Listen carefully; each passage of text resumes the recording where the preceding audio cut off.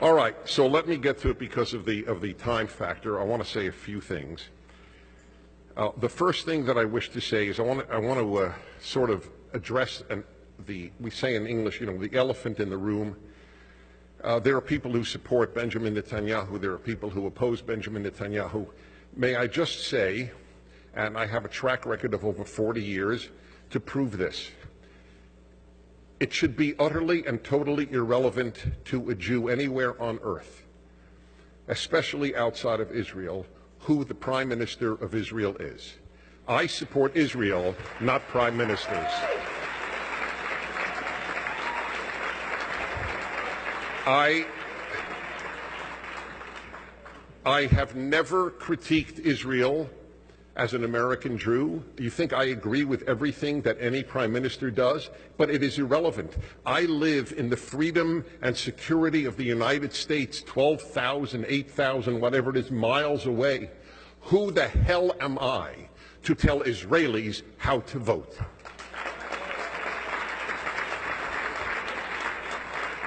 So I feel deeply passionate about this. I find it chutzpah, audacious, and wrong. I support Israel if there is a left-wing prime minister. I support Israel if there is a right-wing prime minister. If you want to critique, make aliyah. Then you can yell and scream and demonstrate all you like. But from the United States, give support to Israel.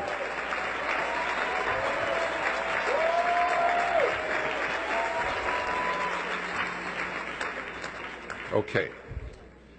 So I want to challenge many of you with the question that I pose when I have a few minutes only to talk to an Israeli American or American Jew who is not particularly religious. I myself am in a small category, or not small, but in an odd category. I'm deeply religious. I deeply believe in the divinity of the Torah, but I'm not an Orthodox Jew. So I have no axe to grind here.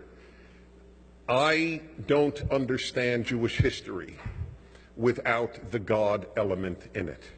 And I need to address this because if you rationally perceive what I'm saying, that's all I ask. We are coming up to Pesach, to Passover.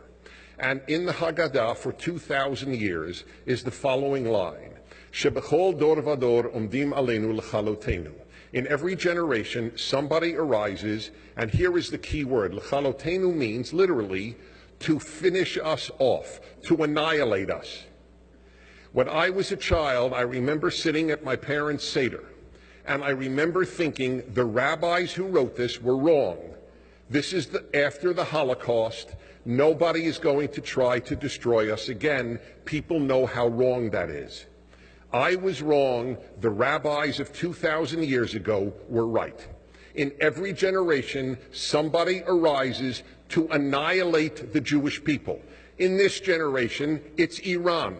In the last generation, it was Germany. That's the way it has worked in Jewish history. This is not paranoid, it is fact. There is only one nation on earth, one out of the over 200 countries on earth. Only one is targeted for annihilation. And guess what? It's the only Jewish country in the world.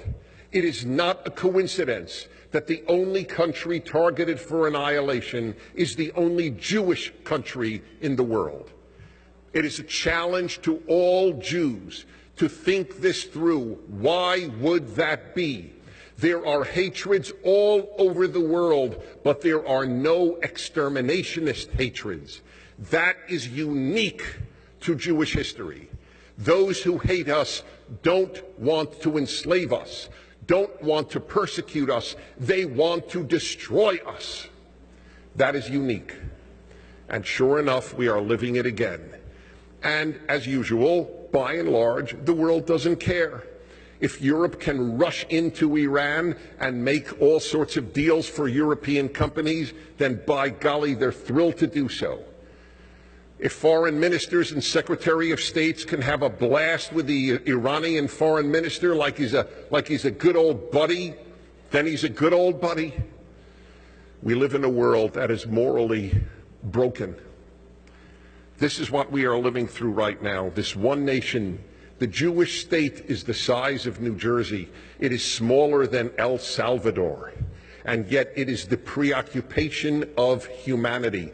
The United Nations has spent more time on Israel than on any other country in the world. It has condemned Israel more than any other country in the world. More than North Korea, the world's one living concentration camp.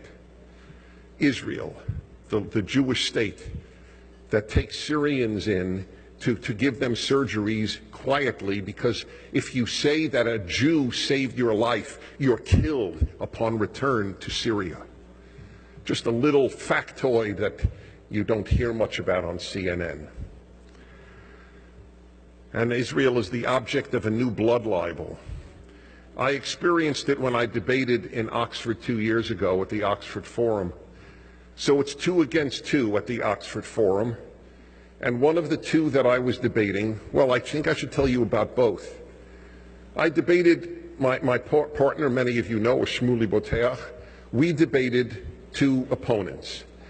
One of the opponents was a professor at Oxford, a man named Avi Shleim, Israeli, and he devotes his life to hurting Israel.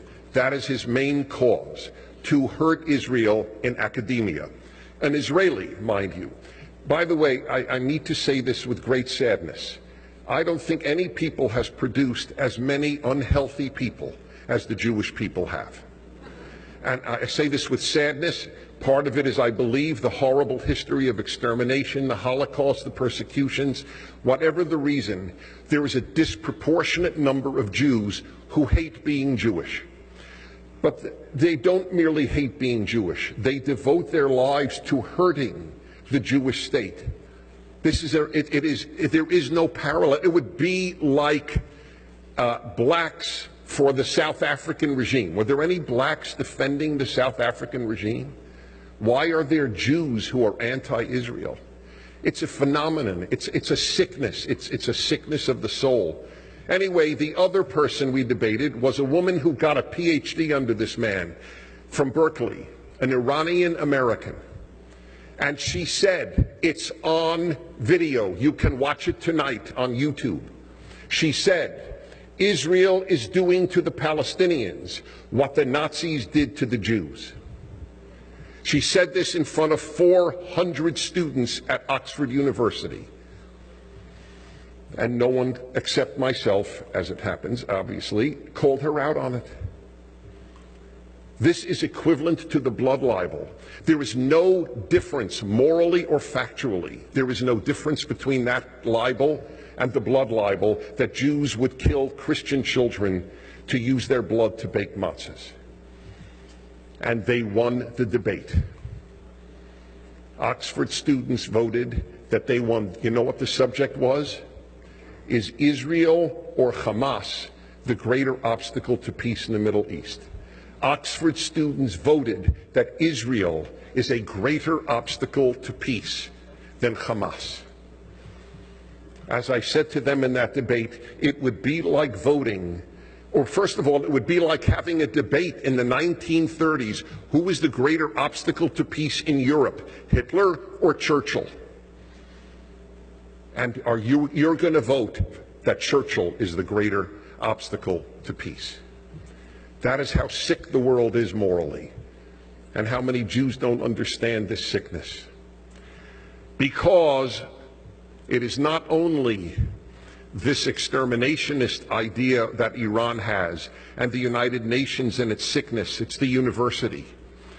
The university has become the single most anti-Israel institution in America. As I tell Jews, if you don't get cognitive dissonance, then the words should be abolished from English. That which Jews most trusted turns out to be their greatest enemy, and that which Jews thought is their greatest enemy and least trusted ends up their greatest friend. The greatest enemy of Israel in the United States is the university. The greatest friend of Israel in the United States are religious Christians.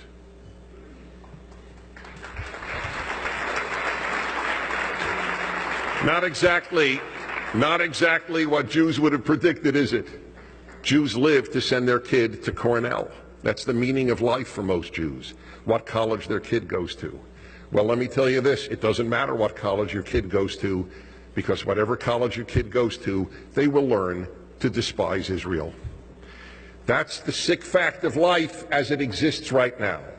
And now I come to you, and finally, the importance of IAC and the importance of Israeli Americans. Number one, no one can talk with the authority that an Israeli can talk.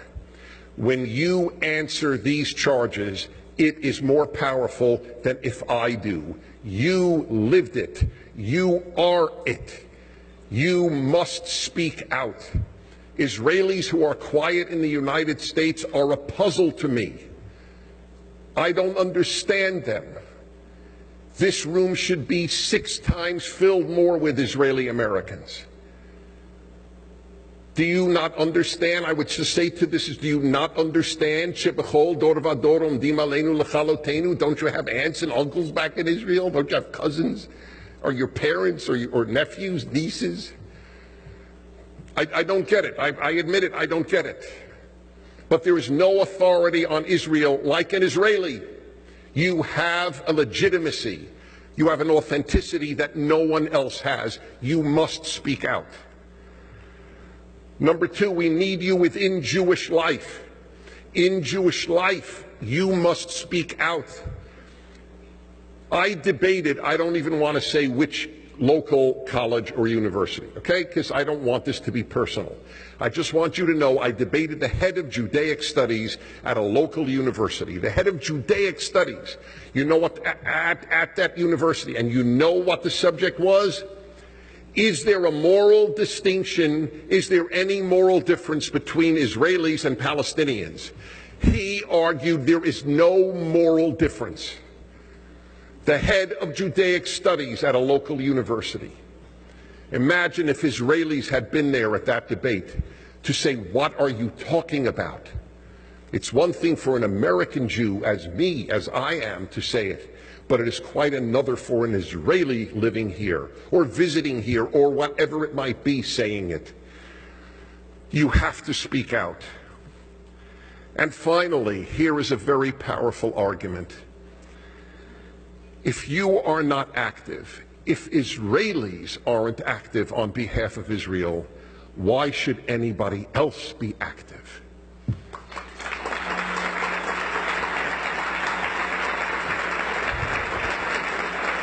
If that argument doesn't do it, then nothing will.